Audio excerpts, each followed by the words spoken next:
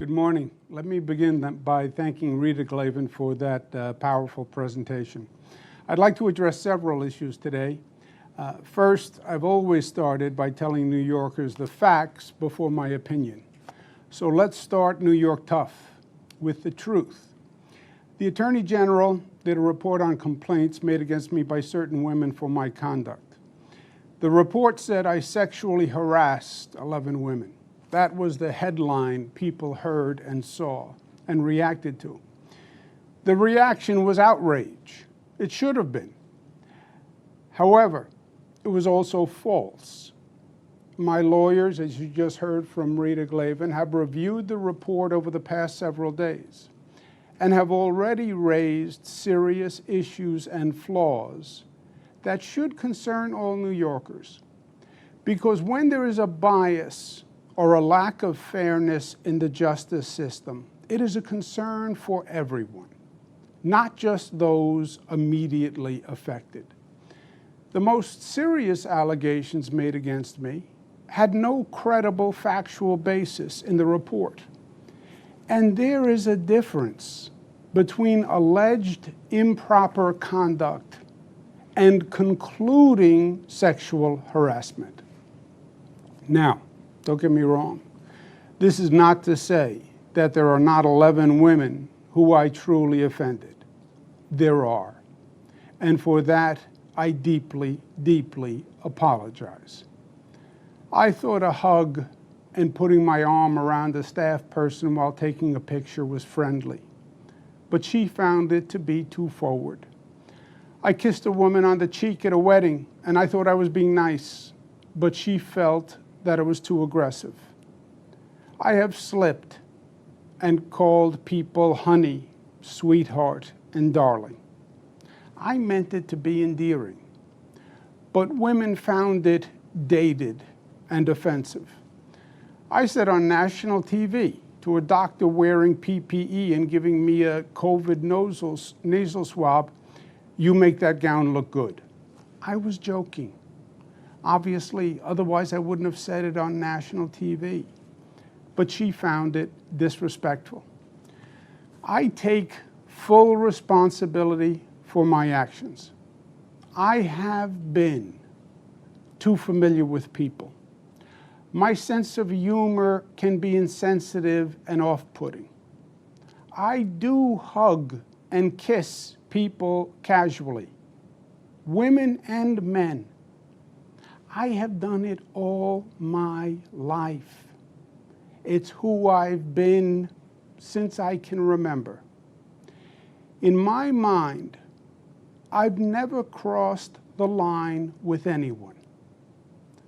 But I didn't realize the extent to which the line has been redrawn. There are generational and cultural shifts that I just didn't fully appreciate. And I should have. No excuses. The report did bring to light a matter that I was not aware of, and that I would like to address. A female trooper relayed a concern that she found disturbing, and so do I. Please let me provide some context. The governor's trooper detail had about 65 troopers on it. But of the 65, only 6 women and 9 black troopers. I'm very proud of the diversity of my administration. It's more diverse than any administration in history. And I'm very proud of the fact that I have more women in senior positions than any governor before me.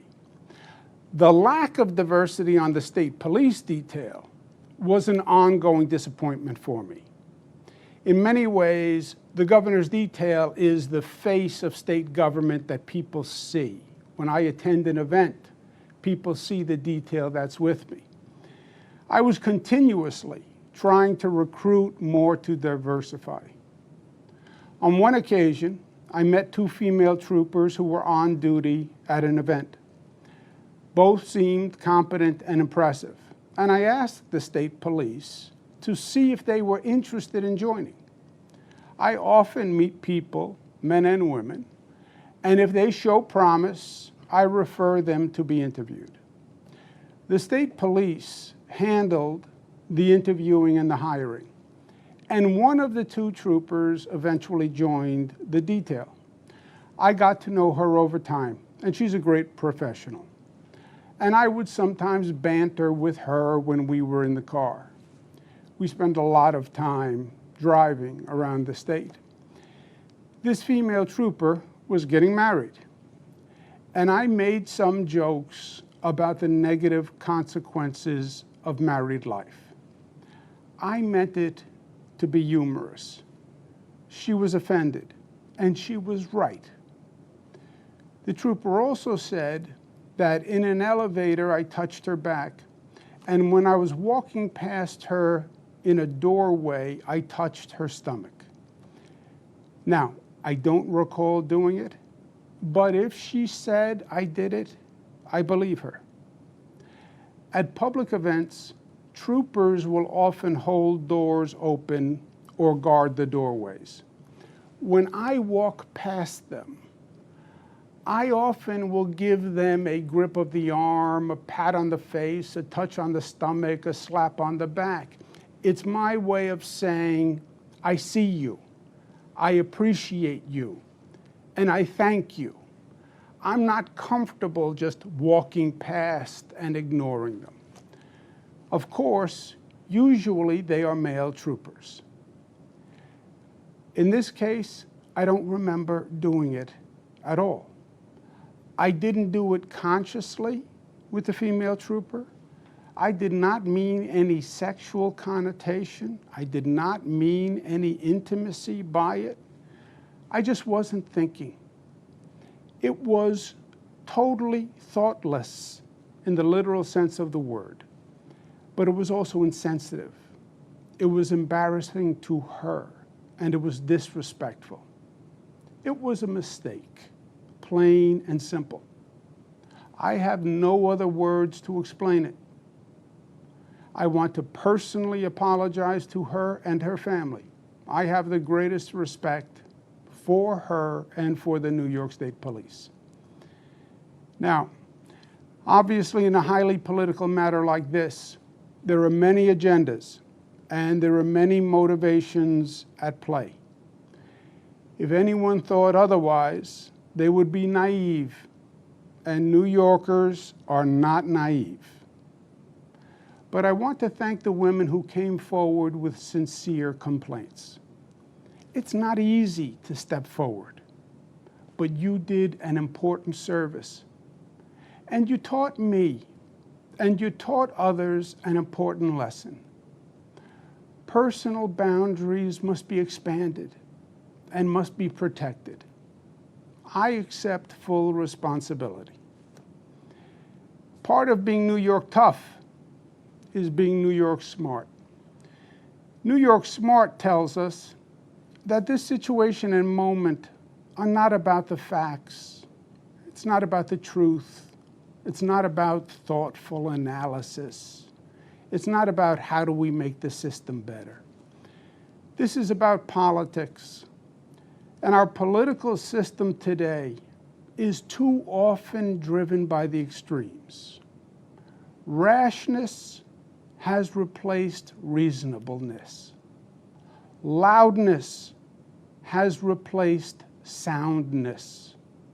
Twitter has become the public square for policy debate.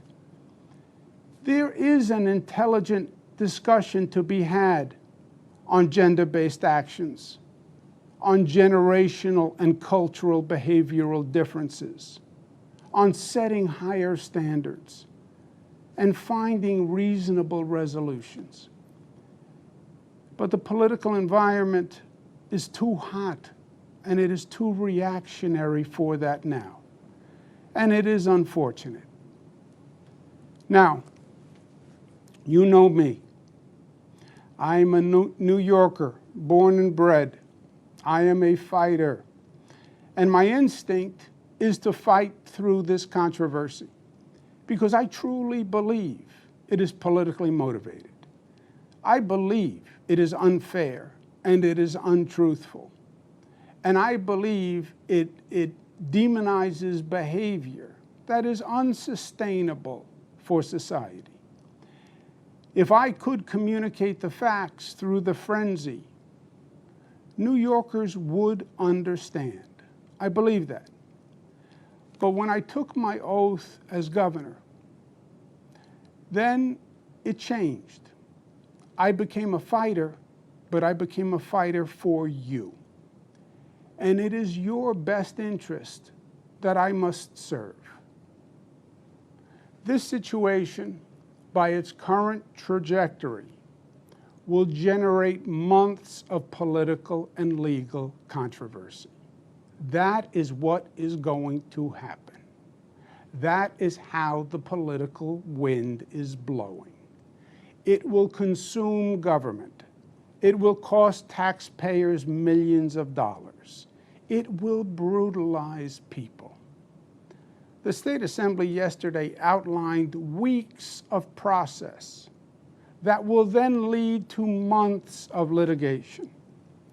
Time and money that government should spend managing COVID, guarding against the Delta variant, reopening upstate, fighting gun violence, and saving New York City. All that time would be wasted. This is one of the most challenging times for government in a generation. Government really needs to function today. Government needs to perform. It is a matter of life and death, government operations. And wasting energy on distractions is the last thing that state government should be doing. And I cannot be the cause of that. New York tough means New York loving. And I love New York. And I love you. And everything I have ever done has been motivated by that love. And I would never want to be unhelpful in any way. And I think that given the circumstances, the best way I can help now is if I step aside and let government get back to governing. And therefore, that's what I'll do, because I work for you. And doing the right thing is doing the right thing for you. Because as we say, it's not about me, it's about we. Kathy Hochul, my lieutenant governor, is smart and competent. This transition must be seamless. We have a lot going on. I'm very worried about the Delta variant, and so should you be. But she can come up to speed quickly, and my resignation will be effective in 14 days. To my team, Melissa DeRosa, Robert Mejica, Beth Garvey, Stephanie Benton, Dana Caratanudo, Kelly Cummings, Rich Azzapardi, Howard Zucker, Rick Cotton, Jan Lieber, Jack Davies, and the hundreds of dedicated administration officials. I want to say this: thank you, and be proud. We made New York State the progressive capital of the nation. No other state government accomplished more to help people. And that is what it's all about. Just think about what we did. We passed marriage equality, creating a new civil right, legalized love for the LGBTQ community, and we generated a force for change that swept the nation.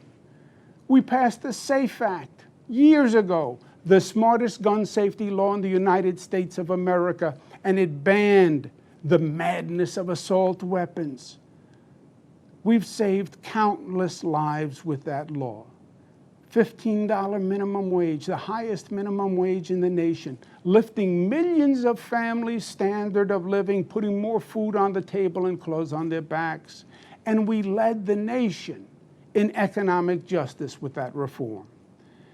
We have managed every emergency Mother Nature could throw at us: fires, floods, hurricanes, superstorms, and pandemics. We balanced the state budget, and we got it done on time, more than any other administration, because government should work and perform. Free college tuition for struggling families. Nobody in this state will be denied their college dream because of their income. We have built new airports, rail, transit, roads all across this state faster and better than ever before, and more than any state in the nation. The most effective green economy program in the nation. We did more for Black and Latino families than any other administration. We did more for working families. We did more for our union brothers and sisters. We did more to battle racism and anti-Semitism. Today, so much of the politics is just noise, just static. And that's why people tune it out. What matters is actually improving people's lives. And that's what you did. You made this state a better state for the generations that follow. And that is undeniable, inarguable, and true, even in these ugly, crazy times. I thank Speaker Carl Heastie and Leader Andrea Stewart-Cousins for their leadership. And let me say this on a personal note. In many ways, I see the world through the eyes of my daughters, Cara, Mariah, and Michaela. They are 26 and 26, twins, and 23. And I have lived this experience with and through them. I have sat on the couch with them, hearing the ugly accusations for weeks. I have seen the look in their eyes and the expression on their faces, and it hurt.